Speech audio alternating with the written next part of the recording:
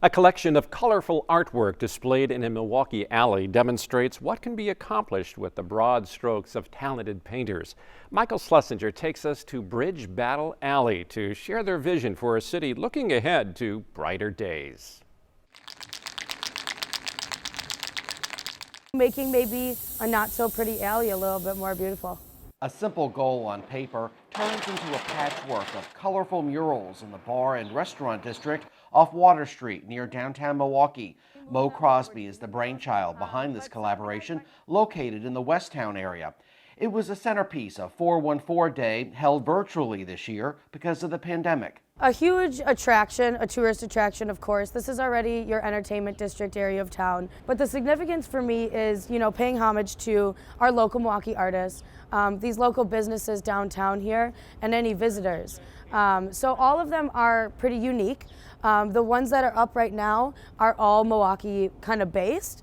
They're all very different, but they do have a Milwaukee attachment between all of them, whether it's, abstractly or whether it's a dinosaur with a 414 shirt on. 37-year-old Fred Kames is one of the artists involved. He's the one who painted this giant dinosaur. And I just, climbed up a ladder and started spraying stuff, and just building up little layers of paint and detail.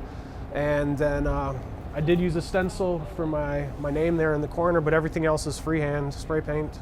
That doesn't say Milwaukee, it says Milwaukee. Yes. What does that mean? It's a dinosaur. I don't know if he can speak perfect English. Well, it's a guy in a dinosaur costume or a lady in a dinosaur costume. Kames has a total of 3 murals here. And he knew answering the call was so important during this COVID crisis. It just seemed like a really natural time to round up the troops and get something on the wall. And now that we have, stuff on the walls, I think people are really beginning to see, how cool this otherwise grungy alley could actually be. And, I think there's more imagination now for the potential of maybe even other spaces within this alley, and then who knows, that maybe elsewhere. And it's done, and I'm pleased, yeah, for sure. Antonio Rafael Gomez is happy with what he accomplished. His work took 4 days to finish. It pays homage to Wisconsin's favorite sports teams and the cartoon from the 90s called Street Smarts. Yelich up there, I've got Giannis down low, and Aaron Rodgers up top. All the artwork, sponsored by local liquor and beer brands, makes up what's being called Bridge Battle Alley, named after a few famous Milwaukee settlers in the mid-1800s. They started their settlements with grids that were off kilter. A little bit of trading differences, that sort of thing. They try to keep their settlements separate. And the first bridge that was actually built was the Juneau Bridge just to the north of me here. And so to kind of pay homage to Milwaukee's history, we decided to call this Bridge Battle Alley. It leads us to maybe be hosting some cool events in the future, some artist battles or some music battles or some stuff like that as well. There weren't a lot of guidelines to follow. Either a drawing or sketch had to be submitted. We like to keep things, all of the art, a little less controversial, not really having any attachment to any, political sides or anything like that. For me, this is just a really fun art. It's fun to look at. It makes you feel happy. It doesn't make you feel any kind of, tension or sides or anything like that. Those behind this project say this is just the start of a beautiful relationship between art and all of us.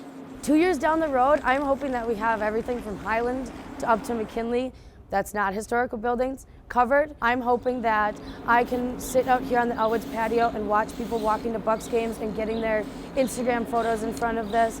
I'm hoping that we can, host events in this alley, in the parking lots surrounding it, and bring together a lot of local bands and local artists, local DJs, and make this kind of a community sanctuary for people.